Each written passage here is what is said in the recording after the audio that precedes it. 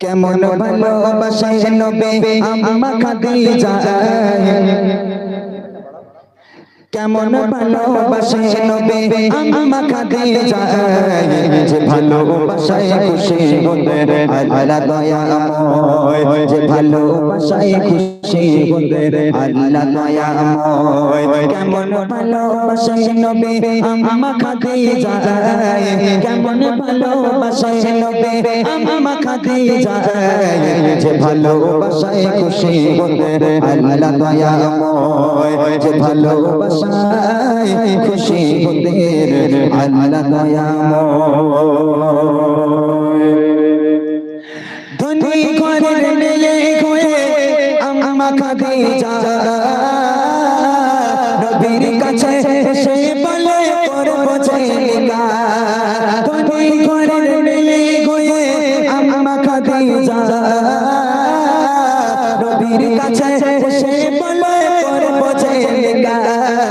নবী বলে ও খাদিজা কেন চাও আমায়, নবী বলে ও খাদিজা কেন চাও আমায়, রতনকে রতনে ছেলে মনকে গো নয়, রতনকে রতনে ছেলে মনকে গো নয়। কেমন ভালোবাসে নবী আম্মা খাদিজা, কেমন ভালোবাসে নবী আম্মা খাদিজা, যে ভালোবাসায় খুশি হতেন আল্লাহ দয়াময়, যে ভালোবাসায় খুশি হতেন আল্লাহ দয়াময়।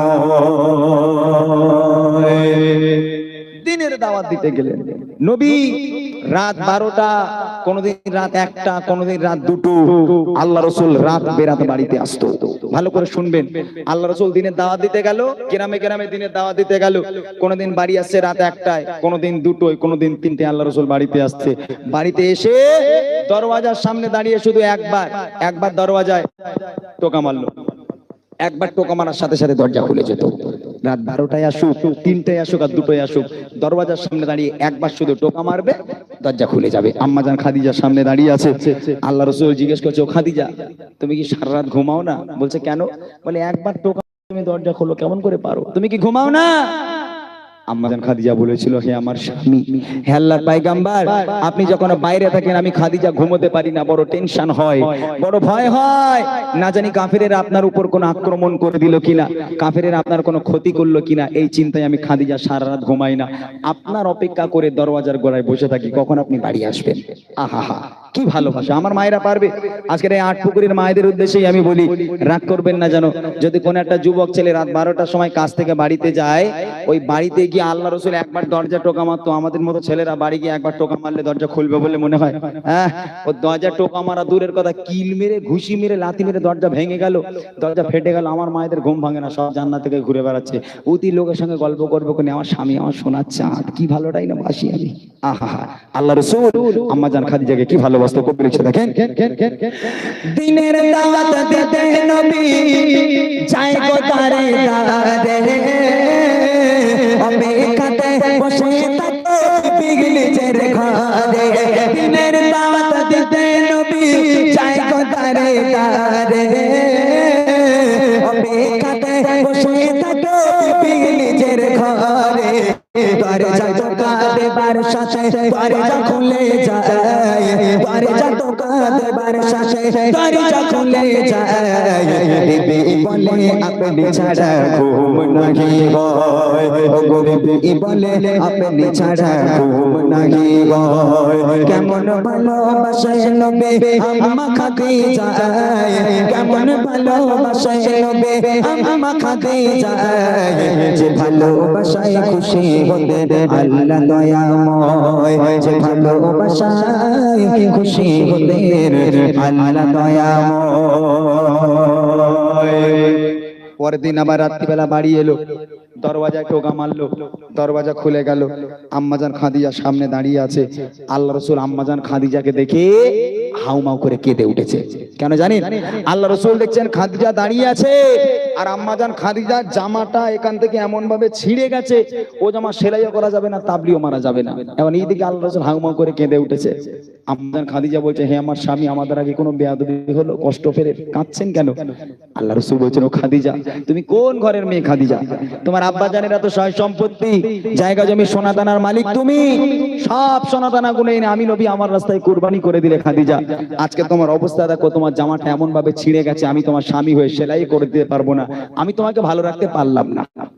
আম্মাজান খাদিজা বলছি, আমি আপনার কাছে কোনোদিন কষ্ট পাইনি, আলহামদুলিল্লাহ ভালো আছি, তবে জীবনে কিছু চাইনি, তিনটে জিনিস চাইবো, দেবেন? বলে কি চাই তোমার, বলো খাদিজা।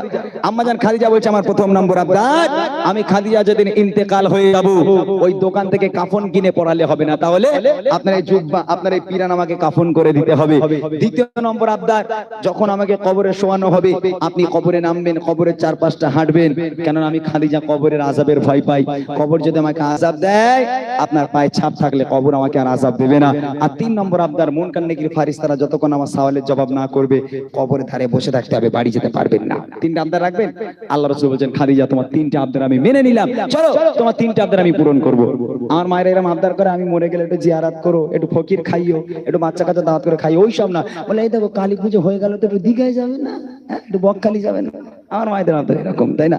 কিন্তু আল্লাহ রাসূলের কাছে আম্মাজান কি আবদার করেছিল, কবি লিখছে দেখেন, বিবি বলে, ও গো স্বামী, মরণের পরে কবর শোয়াবেন আমায় জুব্বা কাফন করে, কবরের চারিপাশে ঘুরবেন খেতে খেতে, কবর জানো নাহি পারে আমায় পিছে থাকবে বসে ফারিস্তাদের সওয়ালের সময়, থাকবে বসে ফারিস্তাদের সওয়ালের সময়, কবরের কঠিন আযাব বড়ই ভয়ের ভয়, কবরের কঠিন আযাব বড়ই ভয়ের ভয়। কেমন ভালোবাসে নবী আম্মা খাদিজা, কেমন ভালোবাসে নবী আম্মা খাদিজা, যে ভালোবাসায় খুশি হতে আল্লাহ দয়াময়, যে ভালোবাসায় খুশি হতে আল্লাহ দয়াময়। ইন্তেকাল হয়ে গেল, প্রথম নম্বর আবদারে জুব্বা দিয়ে কাফন পরাতে হবে, আল্লাহ রাসূলের পিরান দিয়ে কাফন পরানো হলো। দ্বিতীয় নম্বর আবদার, আল্লাহ রাসূলকে কবরে নামতে হবে, কবরে নামলো, চার পাঁচটা হাঁটলো, এবার আম্মাজান খাদিজাকে কবরে শোয়ানো হলো। কবরে শোয়ানোর পর এই মুখটাকে কেবলার দিকে রাখতে হয় না, তো আম্মাজান খাদিজাকে কবরে শুইয়ে আম্মাজান খাদিজার মুখটাকে নিয়ে যতবার কেবলার দিকে ঘোরানো হয়, আম্মাজান খাদিজার মুখটা ঘুরে অটোমেটিক আমার আসমানের দিকে হয়ে যায়। আবার একবার চেষ্টা করা হলো, কবরের মধ্যে আম্মাজান খাদিজার মুখটাকে নিয়ে কেবলার দিকে পশ্চিম দিকে ঘোরানোর চেষ্টা করা হলো, আবার ঘুরে অটোমেটিক আসমানের দিকে হয়ে যায়। সাহাবারাও পেরেশান, আল্লাহ রাসূলও পেরেশান, মুখ কেন কেবলার দিকে ঘোরে না? তিনবার চেষ্টা করা হলো, কোনো মতে খাদিজার মুখ কেবলার দিকে ঘোরে না। আল্লাহ পাক ওই সময় খবর পাঠায়, আমার বন্ধু চিন্তা করবেন না, আমি আল্লাহ চাই না খাদিজার মুখটা কেবলার দিকে থাক, আমি আল্লাহ চাই না খাদিজার মুখটা কেবলার দিকে থাক। খাদিজা দ্বীন ইসলামের জন্য, কোরআনের জন্য, আমি আল্লাহ আমার জন্য এত কষ্ট সহ্য করেছে, এত রক্ত ঝরিয়েছে, নিজেকে এত কুরবানি করেছে, আমি আল্লাহ এত খুশি হয়ে গেলাম।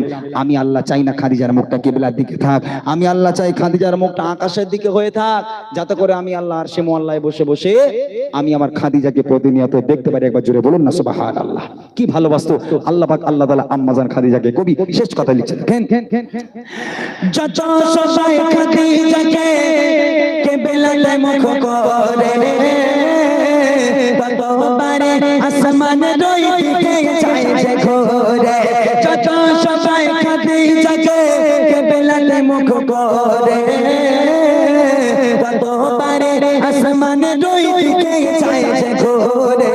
আল্লাহ বলে, ও গো নবী চিন্তার কিছু নাই, আল্লাহ বলে, ও গো নবী চিন্তার কিছু নাই, খাদিজাকে দেখবো বলে আমি সর্বদাই, ও গো খাদিজাকে দেখবো বলে আমি সর্বদাই। কেমন ভালোবাসে নবী আম্মা খাদিজা, কেমন ভালোবাসে নবী আম্মা খাদিজা, যে ভালোবাসায় খুশি হতে আল্লাহ দয়াময়, যে ভালোবাসায় খুশি হতে আল্লাহ দয়াময়, যে ভালোবাসায় খুশি হতে আল্লাহ